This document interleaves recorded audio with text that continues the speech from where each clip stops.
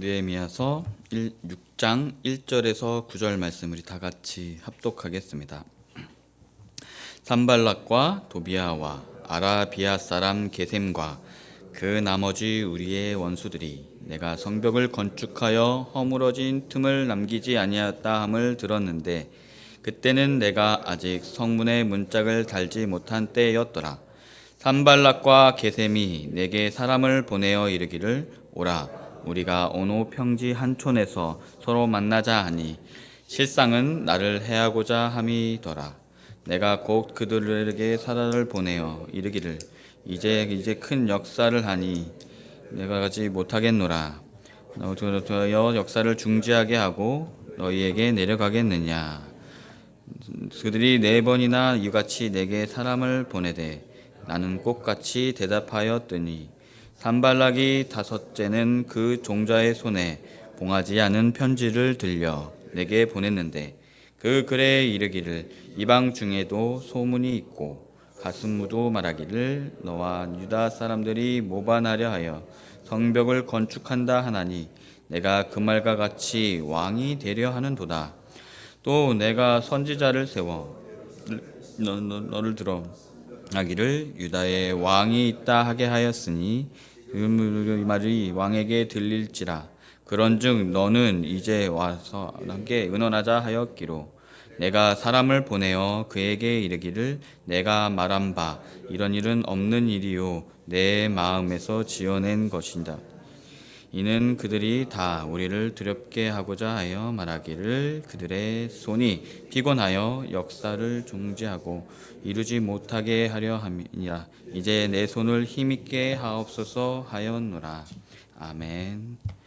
어저께 본문 내 내부의 문제들 그것을 또 지혜롭게 느헤미야가 많은 사람들을 설득하면서 해결하는 모습을 또 보게 되는데 그것에 이어서 5장 예전에 4장에 나왔던 또 산발락과 도비아와 또 아라비아 게셈 사람과 또 그 많은 원수들이 또 내부적으로 또 힘들게 하는 본문이 바로 6장에서 또 다시 시작하게 됩니다. 참 저도 인간관계가 그렇게 막 크지는 않지만 한번 힘들게 한 사람들은 용서하더라도 또 한번 다시금 인생에서 힘들게 하는 그런 경우가 있습니다.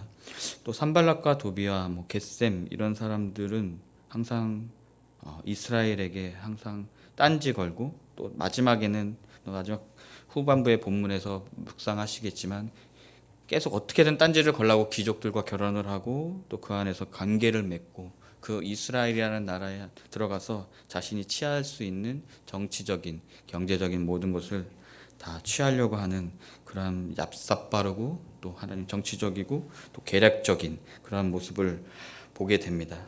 오늘도 느헤미야 6장 1절에서 19절을 통해서 하나님의 은혜와 인도하심 속에서 어려움을 극복하고 성벽 건축을 완성해 가는 느헤미야 이야기를 살펴보고자 합니다. 이 본문도 어제와 같이 외부의 음모와 위협 그리고 내부의 거짓 증언에도 불구하고 굳건히 믿음을 지키며 하나님의 사역을 완성한 느헤미야의 리더십과 신앙을 우리에게 보여줍니다.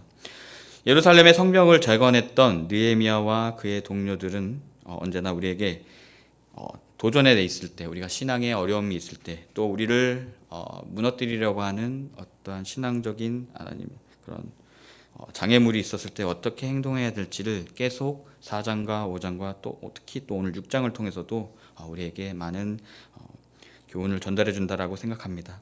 상황은 예루살렘이 적의 위협으로부터 방어하기 위해서 성벽을 건축하고 있는 이제 중간 단계쯤의 시기입니다. 우리 1절을 보면은 그 나머지 우리 원수들이 내가 성벽을 건축하여 허물어진 틈을 남기지 아니하였담을 들었는데 그때는 내가 아직 성문에 문짝을 달지 못한 때였다라고 나와 있습니다. 이제 거의 다 성벽이 완성되고 성문을 이제 달려고 하는 그러한 단계에 있던 것으로 보입니다. 이 과정에서 산발락과 그의 일당은 성벽 재건을 방해하려고 음모를 꾸미고 또 느헤미야와 그의 동료들을 모함합니다. 우리 한번 이 본문을 통해서 어떻게 느헤미야가 대응하는지 또 그 안에서 우리는 어떠한 신앙적인 방법을 또 우리가 어떤 자세를 취해야 될지에 대한 그런 방법들을 묵상해 보시는 시간 되시길 소망합니다. 잘 보면은 내가 아직 성문에 문짝을 달지 못한 때였더라라고 나와 있습니다. 성벽은 거의 완성이 단계에 이르렀고 유일하게 남은 작업이 성문에 문짝을 다는 일이었다고 합니다. 성문은 아시다시피 많은 사람들이 성벽 가운데서 드나드는 어떠한 중요한 문입니다. 그렇기 때문에 성문은 도시를 방어하는 데 있어서도 되게 중요한 요소이기 때문에, 그리고 가장 취약한 부분이기 때문에 아직 문짝을 달지 않는 상태에서 적군의 공격, 특히 산발락과 도비아의 이 일당들이 가만히 있지 않았다는 것을 볼 수 있습니다. 이 성문을 적군이 유일하게 쉽게 침략할 수 있는 곳이었기 때문에 그 성문이 완전히 걸어 잠가지게 되면은 성벽을 부수고 도시 안으로 침입하기가 너무 힘들어집니다. 바로 성문이 완성되면은 아무리 딴지를 걸려고 해도 성문만 걸어 잠고 밖에서 뭐라고 하는 걸 무시해버리고 해버리면 되는 그러한 것입니다. 그만큼 성문이 달기 전까지 자신이 어떤 딴지를 걸어야지 얘네들이 내가 하는 위협이 반응을 하게 된다라는 것을, 우리가 성문을 아까 단짝을 달지 못한 때에 산발락과 마지막 기회라고 생각하고 지금 달려들면서 위협하면서 또한 그들에게 와해를 시키기 위해, 또 뒷부분에 가면 나오지만 딴지를 걸고 소문을 내려고 하고 있었습니다. 그래서 2장과 4절에서와 같이 산발락과 게셈은 오노 평지 한촌에서 서로 만나자고 합니다. 산발락과 게셈이 왜 만나자고 하는지 참 의문입니다. 그렇죠? 그냥 성벽 잘 건축되고 있고 또 이제 성문까지 완성하면 끝나는데 전혀 산발락과 게셈이 만날 이유가 없고 만나야 할 어떤 명분도 없습니다. 느헤미야는. 근데 산발락과 게셈이 갑자기 계속 사람을 보내더니 만나자고 합니다. 그랬더니 이렇게 나중에 실상을 보고자 하면서 보면 2절에 보면 나를 해하고자 한다라고 하면서 아무래도 모아놓고 평화협정, 이제 싸우지 말고 우리 잘 지내보자라고 얘기하면서 몰아놓고 아마 암살을 의도했다든가 감금을 시킨다든가 그러한 의도가 있었던 것으로 보입니다. 약삭빠르고 음흉하게 움직입니다. 그들이 아마 산발락 일당은 성을 포위하기에는 매우 적은 병력이었던 것처럼 보입니다. 계속 성벽이 완성되는 동안 이렇게 습격을 할 수도 있고 공격을 할 수도 있고 도적대인 양 위장해서 공사장을 습격할 수도 있었을 텐데 그런 것을 보이지 않는 것을 보면은 그냥 겉모습만 화려하고 그렇게 화려한 그런 어떤 한량 같은 느낌의 그러한 모습의 일당이지 않나라는 생각이 듭니다. 그렇지만 성벽이 완성될 경우 내가 중간에서 이스라엘 예루살렘과 또 주변에 있던 모든 경제적인 이득이나 통행세라든가 깡패들이 하는 게 그런 거잖아요. 통행료 받는 게 어려워질 것 같으니까 이런 식으로 계속 큰 세력도 아니면서 딴지를 거는 모습을 볼 수 있습니다. 그래서 그들이 할 수 있는 것이라곤 느헤미야를 몰래 오게 해서 그거를 암살하든가 제거를 하는, 숙청을 하는 그러한 계략을 짜고 있습니다. 여기서 나오는 오노 평지는 예루살렘 북서쪽에 약 45km 지점에 있는 곳이라고 합니다. 그렇기 때문에 아스돗과 또 여러 가지 가운데에서 중립지대인데 어떤 일이든 간에 적을 만나는 위험한 일이라고 합니다. 참 눈치 빠른 느헤미야지만 우리 5절 말씀과 같이 3절과 4절과 말씀과 같이 내가 이제 큰 역사를 하니 큰 일을 하고 있는데 어떻게 내려가겠냐, 중지하고 어떻게 너에게 내려가겠느냐라고 하면서 4번이나 그들이 만나자고 했는데 똑같이 대답했다라고 합니다. 우리 여기 본문 살피기에서 나온 것처럼 느헤미야는 어떠한 방해가 있더라도 어떠한 딴지를 걸더라도 그 안에서 자신의 사명을 잃어버리지 않는 리더였던 겁니다. 그렇기 때문에 자기가 정확하게 무슨 일을 해야 할지 또 다음 단계가 어떠한 것인지를 알고 있었기 때문에 그가 어떠한 위협과 어떠한 도발과 어떠한 그냥 해코지 앞에서도 그가 흔들리지 않고 넘어가지 않고 이렇게 잘 대처할 수 있었다라고 보여집니다. 우리 또한 그러한 사명의 끈을 놓지 않고 어떠한 환경 속에서든 어떠한 정말 눈앞에 보이는 어려움 속에서도 사명을 놓지 않았을 때 우리가 이렇게 자기가 해야 할 일들을 해 나갔을 때 흔들리지 않고 잘 완성해 갈 수 있다라는 것을 또 느헤미야를 통해서 볼 수가 있습니다. 그래서 안 됐던지 5절에 보면은 다섯 번째로 그 종자의 손에 봉하지 않은 편지를 내게 보냈는데 라고 나와 있습니다. 산발락은 포기하지 않았습니다. 다섯 번째 시도를 통해서 종자를 통해 봉하지 않는 편지를 보내왔습니다. 편지에는 느헤미야와 유다 사람들이 성벽을 건축하여 왕을 세우고 또 선지자를 통하여서 이제 유다에서 왕이 난대 하면서 소문이 퍼뜨리고 하면서 유다의 큰 어떠한 새로운 왕이 생겨나면서 반란이 일으킬 거라는 소문을 막 주변에 퍼뜨리면서 지금 내가 그렇고 있다라고 얘기를 하고 있습니다. 바로 느헤미야가 유다의 왕이 되려 한다는 내용이 적혀 있습니다. 바로 산발락은 대면하지 못하자 전략을 수정했습니다. 바로 그는 느헤미야를 중상모략합니다. 그래서 느헤미야가 자신을 변호하기 위해 산발락을 알아서 찾아오게끔 막 누명을 씌우고 소문을 내며 이제 따져보자. 그러면 억울하다 하면서 따지러 나오겠다라고 하는 얄팍한 수를 산발락은 지금 쓰고 있습니다. 여기서 참 재밌는 본문은 봉해지지 않았다는 편지입니다.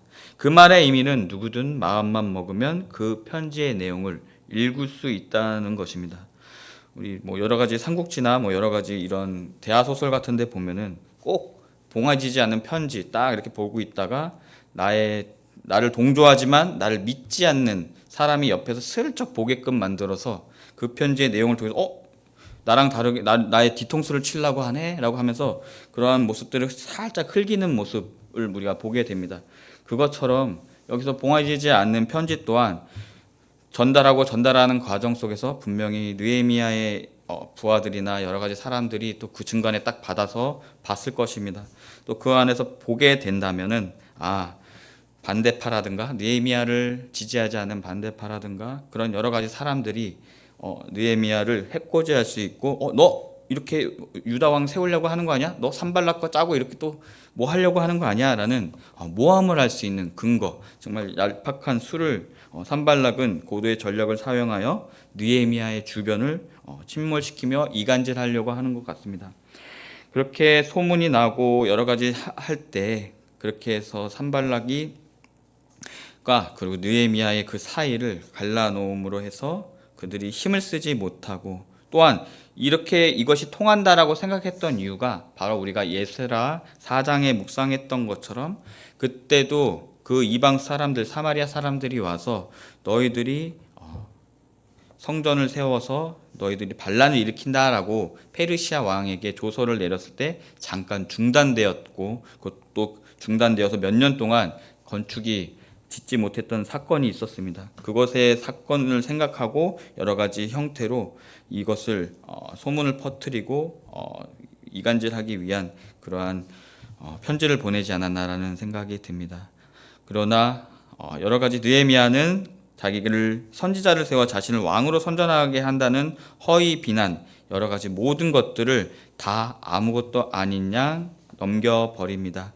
바로 8절에서와 같이 그에게 이르기를 내가 말한 바 이런 일은 없는 일이요 내 마음에서 지어낸 것이다 라고 하고 있습니다. 이것을 통해서 우리가 볼 수 있는 것은 바로 느헤미야가 계속 중심을 잃지 않고 어차피 그런 모함 한 번에 있었던 모함이기 때문에 아마 느헤미야에서 주변 사람들도 아주 되게 큰 논란이 있었지 않았나라는 생각이 듭니다. 이러다가 우리 멈추는 거 아니야? 왜냐하면 한 번 그러한 것을 몇십 년 전에 겪었기 때문입니다. 그 안에서 또 페르시아 왕에게 가서 해명해야 되지 않을까? 또 주변 사람들에게 아니야 우린 그럴 마음 없어 하면서 공포를 해야 되지 않을까? 여러 가지 많은 의견들이 있었을 것입니다. 그렇지만 느헤미야는 그냥 너의 망상이야. 내 마음에서 지어낸 것이다. 라고 하면서 별일 아닌 것처럼 그 도발을 넘깁니다. 자신이 완전히 결백하다는 사실을 확신하고 있었습니다. 그래서 왕궁에서 어떠한 조사가 내려오더라도 나는 그 고백에 결백하고 그것을 입증할 수 있기에 그는 담대하게 이렇게 말할 수 있었습니다. 바로 내가 막 사람을 보내어 그에게 이르기를 내가 말한 바 이런 일은 없는 일이요 내 마음에서 지어낸 것이니라 하였나니라 이렇게 나와 있습니다. 그래서 산발락을 만나서 어떠한 협상을 추진하지도 않았습니다. 그가 산발락을 그런 모함과 선포 속에서도 또 그와 따질 수 있는 얘기도 아니에요. 왜냐하면 산발락은 페르시아 이웃에 있는 어떤 그냥 유지일 뿐이지 그가 이것에 대해서 관여할 수 있는 또 권리도 있는 것도 아닙니다. 그러한 모략과 도발 앞에서 느헤미야는 자신의 사역을 담대하게 나갑니다. 우리 9절 말씀을 보면 바로 그들이 다 우리를 두렵게 하고자 하여 말하기를 그들의 손이 피곤하여 역사를 중지하고 이루지 못하리라 함이라. 분명히 명백하게 산발락의 의도는 그 성전 건축과 성벽 건축을 멈추게 하고 이루지 못하게 하는 것에 있습니다. 또 산발락은 유대 공동체가 체력을 다하고 또 능력을 다하여 그 사역을 마치지 못하게 하고자 문제만 남겨놓고 무너질 것이다라고 또 여러 가지 해코지를 하고 댐깁니다. 느헤미야는 이런 위협들이 자기 자신은 물론이고 그의 동료들의 결심을 약화시키기는커녕 도리어 이 위협들이 좀 더 크게 결심하고 이 일에 몰두하게끔 하는 역효과를 만들어낸다라고 결론을 짓습니다. 그러면서 이제 내 힘을 힘있게 하옵소서라고 하며 하나님께 다시금 짧게나마 기도하는 모습을 보여줍니다. 산발락의 모함에 대해 단호하게 대응하는 느헤미야를 보게 됩니다. 또 사람을 보내어서 산발락에게 이러한 일들은 모두 네가 지어낸 얘기다, 또 망상이다라고 하고 말하고 있습니다. 그렇게 대처를 하고 하나님은 느헤미야의 이야기를 들어주시고 또 그에게 힘과 용기를 주십니다. 결국 느헤미야와 그의 동료들은 하나님의 도우심으로 마지막에 뒷부분에 나오지만 성벽을 완성하게 되고 그들의 노력은 결실을 맺게 됩니다. 하지만 또 내일 본문에서 나오지만 또 토비아 일당이 모략과 덫을 놓아서 느헤미야를 쓰러뜨리려고 합니다. 하지만 느헤미야는 그 안에서도 흔들리지 않고 성벽 재건을 완성함으로써 하나님께서 주신 비전을 완성하고 또 그 사명의 끈을 놓지 않고 내가 오늘 무엇을 해야 될지 또 내일 내가 무엇을 해야 될지에 대한 확고한 계획과 실행력이 있었기 때문에 어떠한 어려움 속 모략과 괴락 속에서도 흔들리지 않았음을 우리는 보게 됩니다. 그가 이 과정에서 하나님께 대한 굳건한 믿음과 결단력으로 모든 어려움을 극복하게 됩니다. 오늘 본문에서 바로 느헤미야의 어떠한 성품을 보게 됩니다. 어떻게 흔들림 없이 자신의 믿음과 목표를 유지하면서 협박과 모함에도 불구하고 또 성공적으로 어떻게 하나님께서 주신 비전을 이루어 가는지를 우리가 들여다보게 되었습니다. 결국 굳건한 믿음과 결단력과 또 그 안에서 작지만 오늘 하루 내가 어떻게 살아야 될지에 대한 확고한 목표와 또 그 안에서의 구체적인 계획이 있었기 때문에 하나님을 이루려고 하는 그러한 계획 속 안에서 그가 흔들림 없이 계속 이루어감을 우리가 보게 됩니다. 우리 또한 그러한 모습 속에서 하나님께서 주신 비전과 우리의 삶을 통해서 언제나 그냥 막연하게 하나님 사랑합니다 이런 것이 아니라 오늘 하루 내가 어떻게 하나님의 사랑을 실천하며 그리스도의 향기를 내뿜을 수 있는지를 오늘도 묵상하는 오늘 하루 되시기를 소망합니다. 우리 기도하겠습니다. 사랑과 은혜가 많으신 하나님, 오늘 우리에게 느헤미야의 이야기를 통해 많은 또 교훈과 또 하나님 신앙적인 가르침을 받게 됩니다. 외부의 음모와 내부의 거짓 증언에도 굴하지 않고 하나님의 사역을 완성해가는 느헤미야의 확고한 그 중심을 우리가 보게 됩니다. 우리도 어떠한 어려움 속에서도 하나님을 의지하고 또 하나님께서 행하고자 하시는, 지키고자 하시는, 이루고자 하시는 비전을 하루하루 작은 행동으로서 계속 계획해가며 이루어갈 수 있게 하여 주시옵소서. 우리의 삶에도 여러 가지 도전과 어려움이 닥쳐올 때 느헤미야처럼 강하고 담대하게 하나님을 의지하며 나아가게 하여 주시옵소서. 또 흘리지 않고 오직 하나님의 뜻을 이루는데 집중할 수 있도록 인도하여 주시고 또 항상 모든 어려움을 주님께 아릴 때 또 하나님의 은혜 가운데 저희들이 살 길, 또 하나님 또 나아가야 길을 인도하여 주실 줄 믿습니다. 오늘 드려지는 예물이 있습니다. 그의 간절함과 소원을 기쁘게 받아주시고 친히 축복하고 안수하여 주십시오. 오늘 모든 교회 성도님들 가정에 하나님의 무한한 은혜와 평안함과 형통함과 또 신유의 역사가 넘치게 하여 주시옵소서. 예수님의 이름으로 기도합니다. 아멘.